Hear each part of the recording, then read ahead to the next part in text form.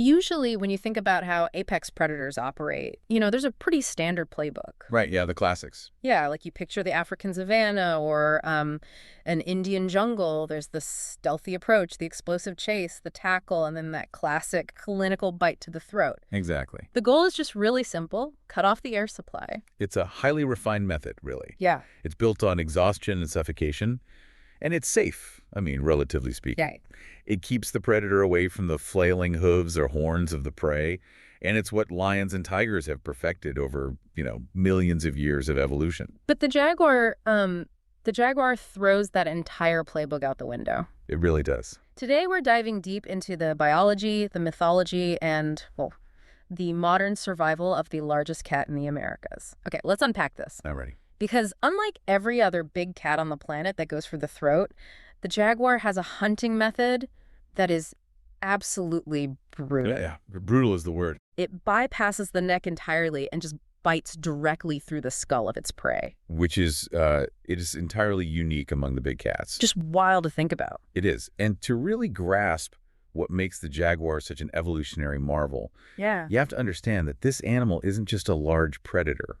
Right. It is this solitary force of nature that single-handedly shapes the ecosystems it inhabits, from the canopy all the way down to the rivers. And to understand how it rules those ecosystems, we have to look at the sheer biological machinery of the animal, because just the physical dimensions are staggering. Oh, absolutely. We're talking about a cat that can grow up to 1.85 meters long. That's what, over 6 feet? Yeah, over 6 feet long. And they weigh up to 158 kilograms. But the thing is, it's not stretched out and lean like a cheetah, Oh, far from it. No, they have an incredibly dense, stocky build. Like a tank. Basically, yeah. Yeah. If you look at their skeleton, their legs are actually shorter and significantly thicker than those of other large cats with similar body weights. They aren't built for, long, drawn-out sprints across an open plain. Their entire physiology is engineered for raw, concentrated power and close-quarters grappling. You can see that power just looking at them, honestly. And of course, you can't picture a jaguar without that iconic coat. Right, the pale yellow to tan fur. Yeah, covered in those intricate spots. But I feel like a lot of people confuse them with leopards. It happens all the time. But if you look closely at a jaguar, those spots transition into larger flower-shaped patterns on their sides called rosettes. And the absolute dead giveaway. The dot. Yes. Inside those rosettes, there is a distinct central dot. That central dot is the signature of the species. It's not just decorative either, Right. That pattern provides elite camouflage in environments with really dense vegetation. It basically breaks up the outline of their massive muscular body when they're hiding in patchy shadows, just waiting to ambush. But that camouflage is really just the stealth delivery mechanism for the main weapon, the bite. We mentioned the skull crushing earlier, but the physics behind it are genuinely terrifying. Oh, it's off the charts. The jaguar has the third highest bite force of all feline species.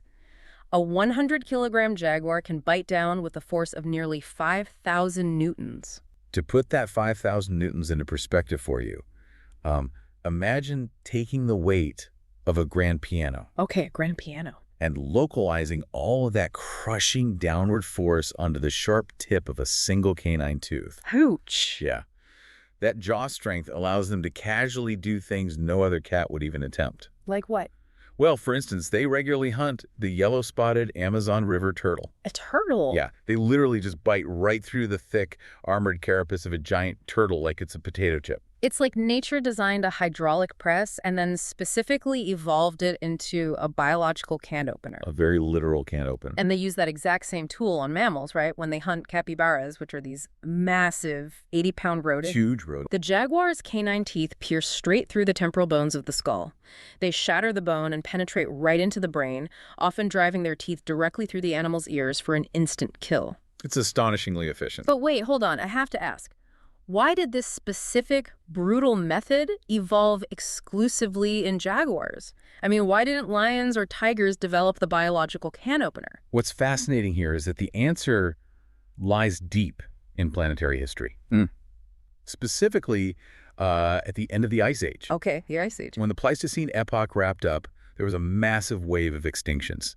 The giant, slow-moving mammalian prey of the Americas completely died out. So the jaguar's ancestors suddenly found themselves staring at an empty buffet. Exactly. They were stranded in an environment where the most abundant, reliable food sources left were armored reptiles. Ah, so the giant turtles, tortoises, heavily scaled caimans. Right. Over generations, the jaguars that survived were the ones with the shortest, most robust jaws and the thickest neck muscles, the ones capable of cracking open those shells. That is wild. They literally had to evolve a shell-cracking face just to avoid starvation. That's evolution at work. And once you possess the bite force and dental architecture required to shatter a solid bone-like turtle shell, well, biting through the skull of a mammal is relatively effortless. Oh, right. It's overkill at that point. Exactly.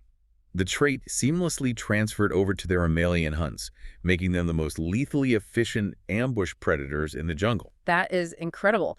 But, to use a close-range ambush weapon like that, you need the perfect environment to hide in. You do. Which brings us out of the mechanics of the jaw and into the shadows of the forest and, well, maybe the most surprising part for me, straight into the water. Yeah, you usually picture cats as having this innate, absolute hatred of water. Right. My cat hates the bath. But the jaguar actively seeks it out. They are undisputed masters of the waterways. They are phenomenal swimmers. Researchers have tracked them swimming at least 1.3 kilometers just moving between islands. And it's not some panic doggy paddle either. No, it's a purposeful patrol. They don't just swim to commute. They use the rivers as hunting grounds. Wow. They will silently glide through the water to ambush capybaras on the riverbank, and they regularly hunt aquatic apex predators. Like, they hunt the predators. Oh, yeah. They will leap from a bank directly into a river to wrestle a caiman or dive in to hunt green anacondas. Wrestling a giant anaconda in its own element is just wild to me. And their raw power doesn't vanish once they pull themselves onto the muddy bank, does it? None at all. There are documented accounts of a jaguar dragging a full-grown cow carcass up into the branches of a tree just to keep its meal safe from rising floodwaters. It perfectly illustrates their dominance. Mm-hmm. I mean, they own the forest floor, they own the canopy, and they own the rivers. Here's where it gets really interesting for me, though. When we talk about their environment and the shadows of the jungle, we have to talk about black panthers. Oh, yes. The famous black panther. Growing up, I always thought a black panther was a completely separate, exotic species of cat. Most people do. But a black panther in the Americas is actually just a melanistic jaguar. That's right. Melanism in jaguars is just a naturally occurring color morph. It's driven by genetics. Specifically, it's a dominant gene. Okay, so a dominant gene. Yeah, that means if a jaguar cub inherits just one copy of the mutation from either its mother or its father, it's going to have a black coat. They aren't a different species at all. That's so cool. In fact, if you catch a black jaguar under the right angle of sunlight, you can actually still see those iconic rosettes hidden deep within the black fur. Okay, but if this black coat is a dominant gene and it provides this incredibly stealthy camouflage in the pitch black rainforest at night, Right. why haven't all jaguars just turned black over time? I mean, why is the spotted version still the default? It comes down to the sheer diversity of the landscapes they inhabit. Okay. The spotted rosette pattern is actually the vastly superior camouflage in open, patchy, sun-dappled environments.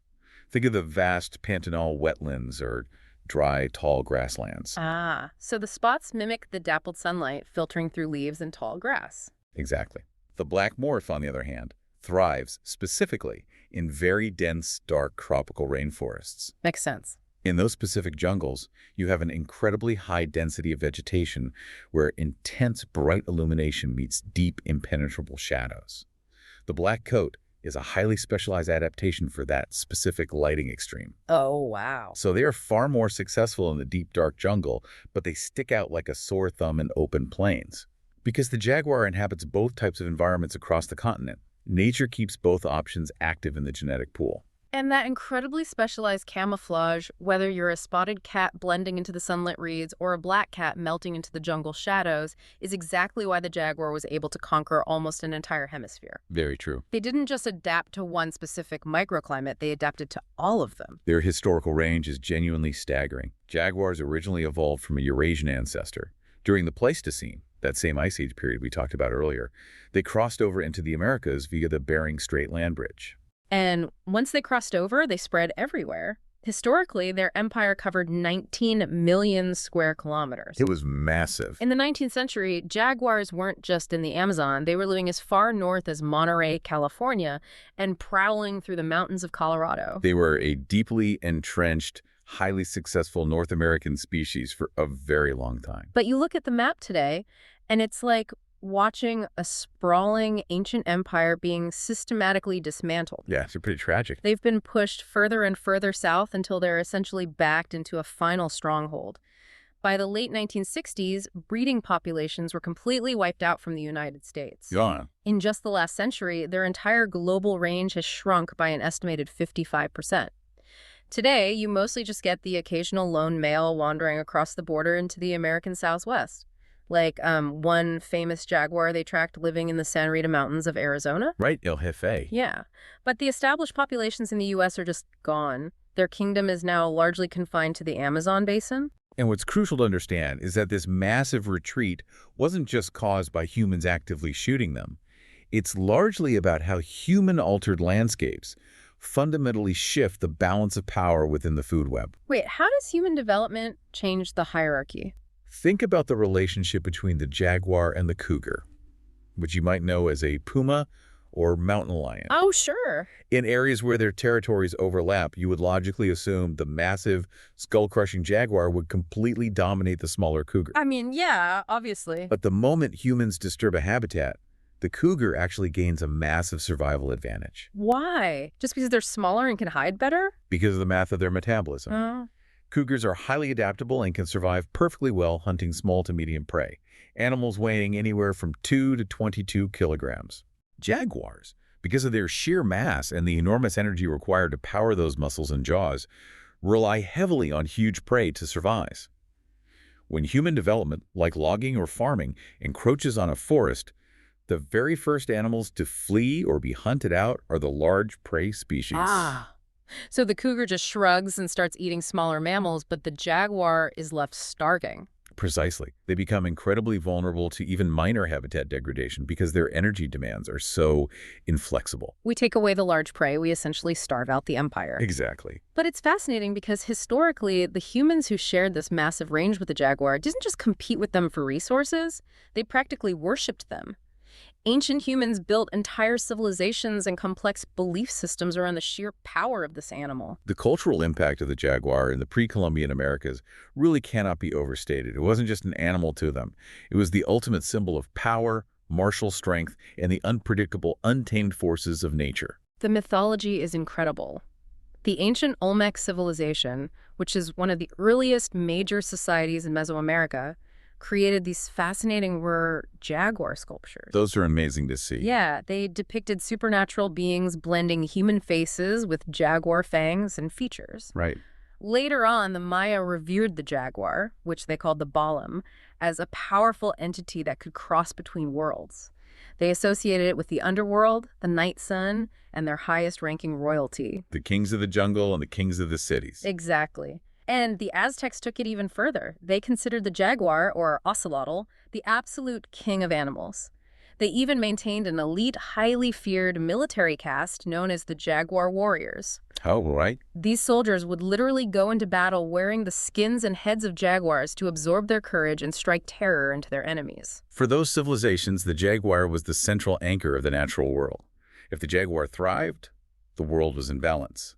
And interestingly enough, modern ecology essentially agrees with that ancient worldview. They just use different terminology. How's that? Well, ecologists often categorize the jaguar as a keystone species. Right, the keystone concept. The idea is that as an apex predator, they control the population levels of large herbivores. Correct. Without the jaguar, those herbivores would multiply out of control, overgraze the vegetation, and literally eat the forest until it collapses. That's the theory. But looking at the broader ecological research, that keystone consensus isn't exactly bulletproof, is it? No, it's not a universal consensus. The science is always evolving. Some field biologists argue that the massive population fluctuations we see in jungle prey species might actually just be natural variability. Like what? They might be driven by seasonal climate changes, disease, or resource availability, rather than strictly top-down control by the jaws of the jaguar. So the keystone label is, well, it's hotly debated. So if they aren't definitively the keystone holding the entire food web together, does that make them less ecologically important to conserve? If we connect this to the bigger picture, their conservation importance doesn't drop a single degree. Because regardless of the keystone debate, the jaguar is indisputably what biologists call an umbrella species. Break down the umbrella concept for me. An umbrella species is an animal that naturally requires a massive, unbroken, pristine tract of habitat just to survive and maintain its territory. Because they need so much food. Right.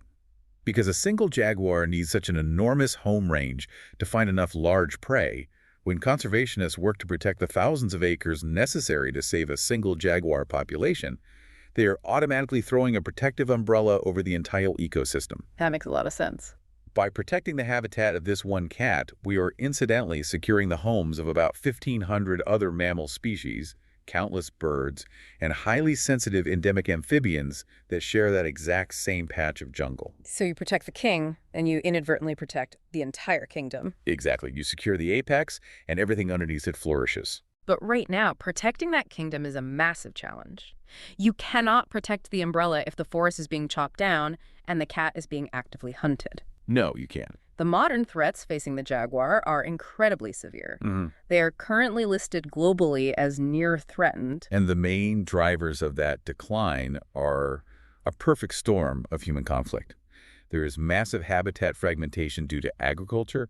There are retaliatory killings by cattle ranchers. Right, who shoot the jaguars for eating livestock when the cat's wild prey has been wiped out. Exactly. And there's also a booming illegal wildlife trade that completely shocked me.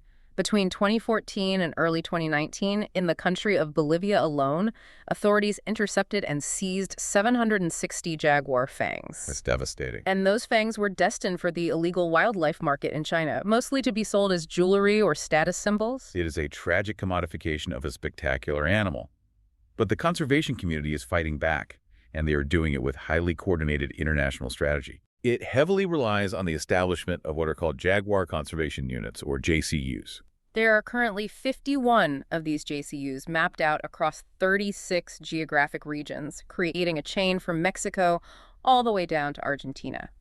So what does this all mean for you trying to visualize this strategy? It's a good question. Think of these conservation units like small, isolated towns that are completely surrounded by a rising sea of hostile development. Highways, soy farms, cattle ranches, they are safe havens, but they are totally cut off. And if those towns remain isolated, nobody new can ever come in. And in biological terms, isolation is a death sentence. Really? Oh, absolutely. If jaguars are trapped in these disconnected JCUs, the gene pool begins to shrink. They suffer from genetic bottlenecking, which leads to inbreeding, susceptibility to disease, lower birth weights, and eventually the local population quietly dies out. Wow. This is why the entire modern strategy hinges on the creation and protection of wildlife corridors. These corridors are the roads connecting those isolated towns. They are designated pathways of wild protected land that allow a young, dispersing male jaguar to travel safely from one JCU to another. Right. It lets them find a new mate, mix the gene pool, and keep the population healthy and resilient. They aren't just patches of grass. They are vital genetic lifelines. But this raises an important question, because maintaining these lifelines isn't just a matter of drawing green lines on a map and walking away. These corridors inevitably cut straight through human-dominated landscapes. Right. A jaguar traveling 50 miles between two conservation units is going to cross highways and walk through people's backyards and ranches. So conservation isn't really about managing cats. It's about managing people. Entirely. It requires deep, ongoing cooperation with the humans living in the jaguar's path. It means actively educating local ranchers on better livestock management techniques to prevent retaliatory shootings. Yeah. It means engineering and funding massive highway underpasses so the cats aren't struck by traffic. And it means deploying law enforcement to dismantle the international smuggling networks that exploit local poverty to harvest those things. It is a deeply complex, incredibly human challenge. It really is. We've covered a staggering amount of ground today. I really have. We started by exploring the mechanics of a terrifying 5,000 Newton bite that evolved specifically to shatter the shells of giant turtles. We followed the jaguar into the water to hunt anacondas and decoded the genetic secret behind the Black Panther's jungle camouflage. The ultimate survivors. We looked at how Aztec warriors revered them as gods and how modern humans are now desperately trying to engineer genetic lifelines just to keep them from disappearing. It's a profound shift in their story. They have gone from being the untouchable mythological architects of the ecosystem to a species that is heavily dependent on human empathy, planning, and intervention. You now have a deep, multifaceted understanding of one of nature's most perfect, powerful predators, saving you hours of reading. But before we wrap up, there's one final thought we want to leave you with. We discussed how the jaguar's immensely powerful jaw was an evolutionary leap, driven entirely by the post-Pleistocene extinctions. It was nature's drastic answer to a rapidly changing world. Right.